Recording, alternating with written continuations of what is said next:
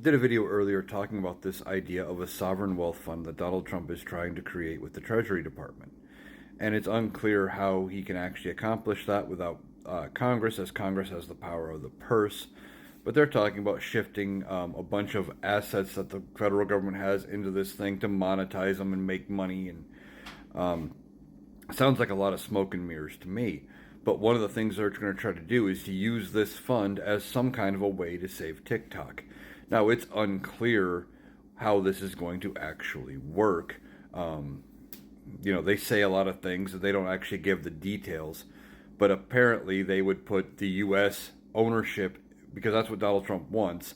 He wants any deal that saves TikTok to involve government ownership of at least part of TikTok into this fund, and that's part of what would drive the revenue. So they would get like the dividends and stuff, I'm guessing, from TikTok in there. And I'm not thrilled about the idea of the U.S. government owning TikTok. That seems like a way that creators like myself who say things negatively about the Trump administration would get silenced.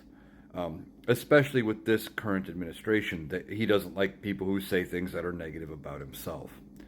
Now, we have 61 days left until Donald Trump's executive order that potentially could have saved TikTok runs out. He issued a 75-day executive order preventing the enforcement of the TikTok ban. As of yet, TikTok is not back on app stores. There are no updates for security, for bug fixes, things like that, because it's not in the app stores.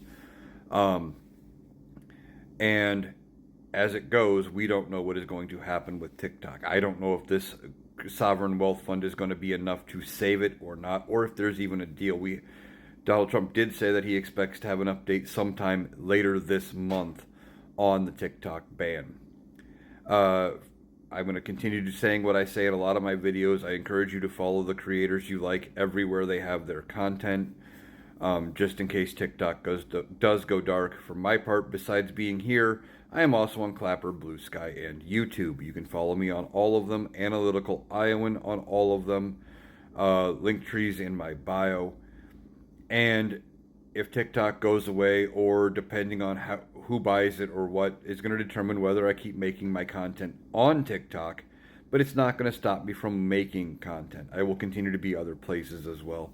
So I encourage you to check me out on those other places.